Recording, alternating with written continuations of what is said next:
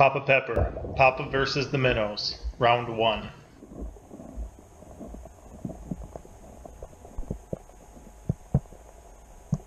Alright guys, Papa Pepper here once again. Got some pretty cool things I'm going to be doing about these next 2 weeks because of an opportunity I have. I'll get into that more later. But one of the things that I'm going to do to take advantage of the situation is I'm going to build a quick minnow trap. I built one the other year, and when the floods come here, the little creeks turn into giant raging, rushing rivers, and since I hadn't pulled mine out first, it got swept downstream. Now, I just got some nice hardware cloth that I had around anyway, some little snips, and then I don't think I'm going to need my own wire because the hardware cloth comes with some, but I'm just going to put this together real quick, show you what I do, then we'll test it and pretty much give it an overnight test and check it in the morning, unless I get really curious and check it later today. So this is kind of self-explanatory. You'll be able to see what I'm doing. I'll just speed up the camera and let you watch. Alright.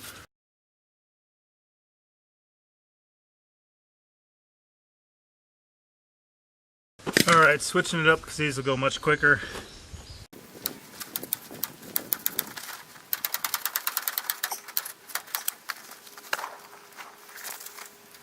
So here I've got my free wire, and since this is about a 1/2 inch squares, and a lot of the minnows are smaller than that, but the ones I'm looking for are just kind of some of the bigger chubs. I'm just going to overlap it on itself a little bit because I want to have a flap to open it to be able to take the minnows out once I install the ends. So I'm just going to join them together on the ends and across the middle, leaving a spot there for a flap.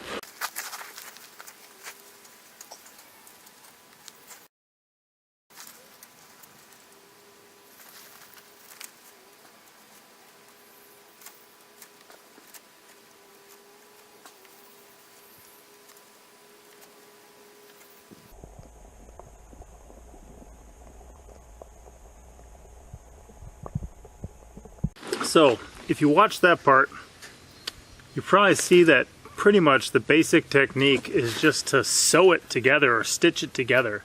So what I do is I overlap, put it there, overlap the two so they line up. I put my wire through, and then all I'm doing is just stitching where they overlap. Put the wire through, pull it out, move over to the next square, put the wire through, pull it out, and so on until I've pretty much got the two sealed together. Now, technically I'm going to add ends to this too, so I could just get it a couple going and leave some hanging. The other side I kind of sealed it more, but I'll show you the ends. Right now I've got a cylinder, okay, and the center is still not put together, so there is that, you can see the gap.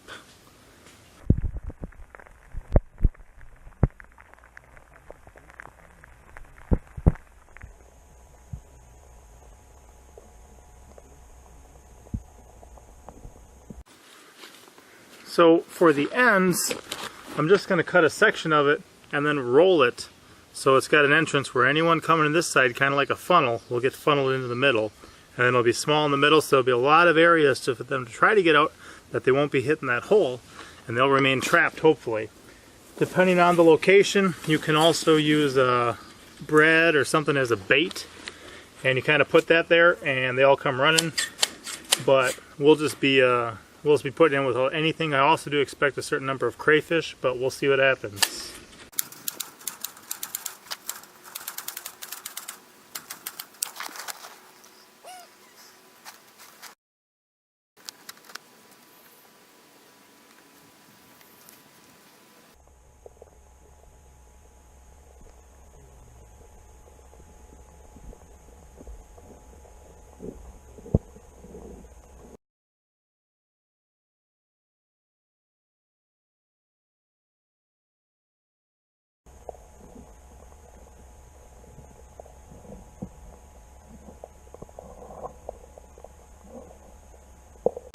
Alright, so here we are, much later that day, and got it made up here.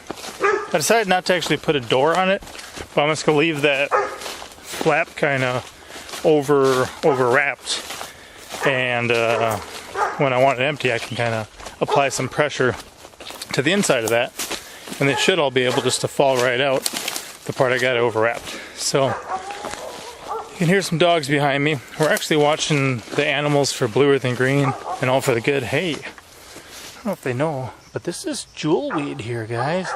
They got a lot of jewelweed here. I'll have to tell them that.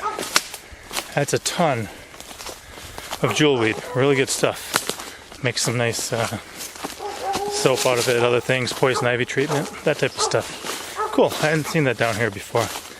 But they've got a creek running along the property here, and that's where I'm heading now. I've got a fish emulsion project, plus a couple other things I'm working on that I can use minnows for. So right here, it's a nice area. I'll go show you what we got. Whoa, there's some big ones. Hold on a second, let's try this.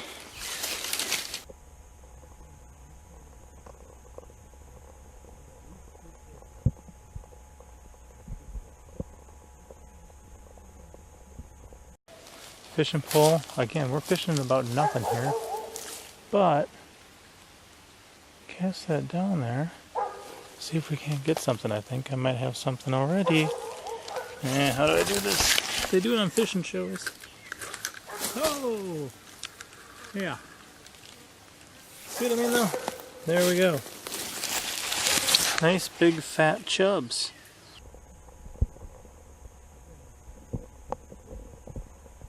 Okay, so here I am down on this rock flat. See, they got that water all the way around there. Let's check out what's in here. Normally, bullfrog. Normally there's a bunch of minnows. I can see quite a few. Wow, there's quite a few. That minnows, or that bullfrog scared them. Let's see this once. Well, they tried to bite it. They're just little. See what I mean? So let's get that trap in there, and we'll see what happens.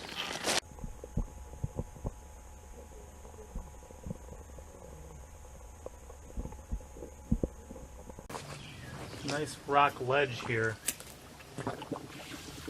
that I suspect a lot of them like going through. I'm just going to take a couple rocks on each side of the entrance just to encourage them to head in and through, well, attempt to go through rather than around.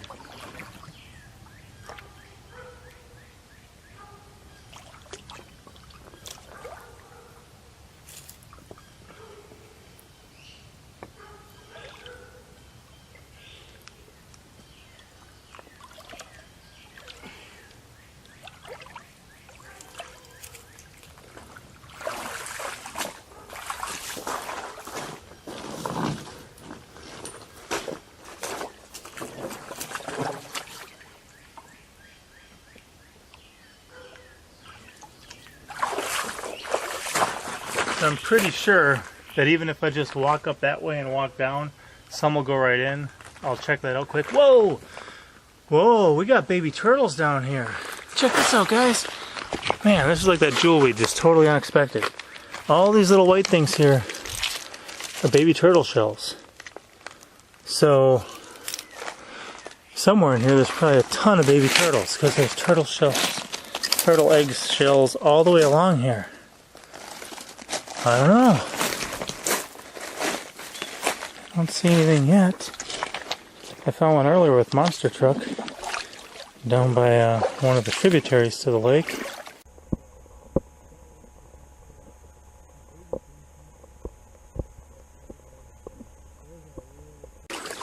Like I said, I'm going to leave this overnight, check it tomorrow. If for some reason it doesn't do anything, if I add a piece of bread in there, that would definitely help. So they've got this overhang they're hiding under. This goes right into there. The only issue I could have is if minnows get trapped in there, then sometimes the northern water snakes will head down in there to get the minnows, and then they can't get out, they can't breathe, and you just get a dead snake. But alright, if I find a turtle, I'll let you know. Otherwise, we'll check this in the morning.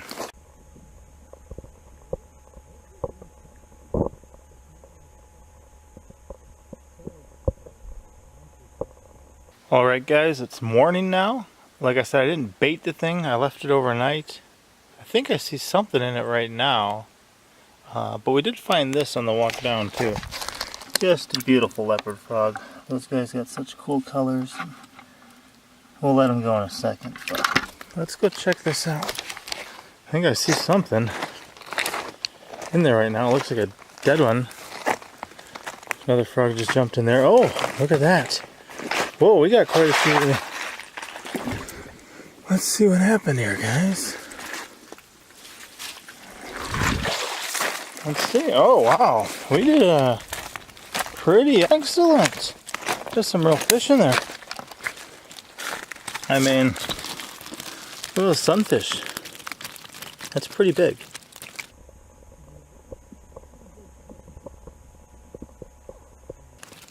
And that one, no, he's still alive. He just got wedged in there. So I got at least 2 crayfish, 3 crayfish. Let's get these guys out and take a peek at them. Wow, this is cool. So again, I was just doing a simple one to get them out of there. So I thought if I just have that overlap, I should be able to take the fish like this, make a hole in that overlap, and dump them out. I'll just do them a couple at a time. So that worked, they popped right out. Got some baby green sunfish here. Got 5 of those already. Those are a really cool hardy fish. Big mouth, able to eat really well because they can suck down things. Got a really big too. So these guys, the green sunfish, got a nice big mouth on that. They're cool. That's what this big guy is here too. So I just got that overlap in my cage design so I can pry it open in the middle and just let them slide out. Let's see, get you back up over there. Come on out, guys. There's some more. The last fish? No, another one there. Okay, wow. So we got mostly green sunfish. That's not what I was expecting. Probably because it was an entry point. I mean, this is a pretty good sized little fish here. Now check that out. Beautiful green sunfish. Look at the size of that mouth too, like I said. He's gonna be able to eat some pretty big stuff. Even though he's not that big of a fish. Come on, there you go. Now.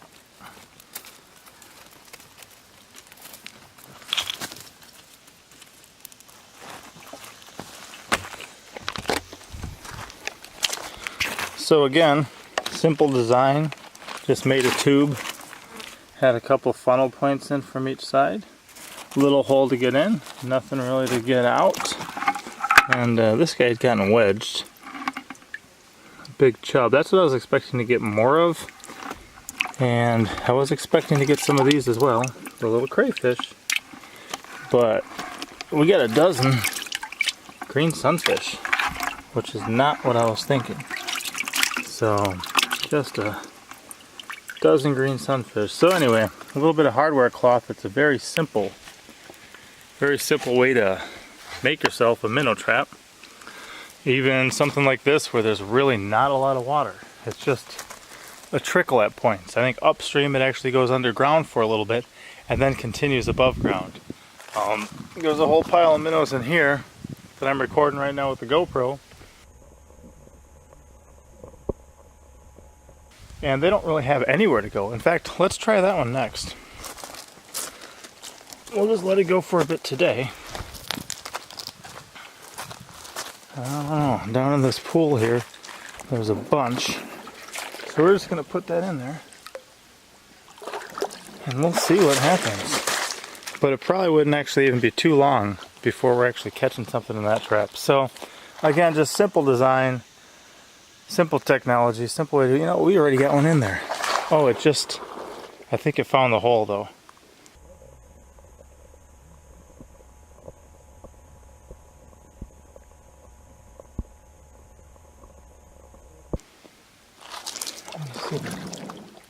Or he's too little. Okay, I just had one swim into it, but it was one of the small ones, so it swam right back out too. Alright, I got a couple other things to take care of. That was just simple minnow trap design. As always, check the rules, regulations, stuff in your area. A lot of times you're going to leave them somewhere. You're going to have your name, your address, your fishing license number, driver's license number. There's certain regulations of what you can and can't catch. I was just doing this experiment, so we'll get rid of some of these guys and can carry on. Alright, pop out.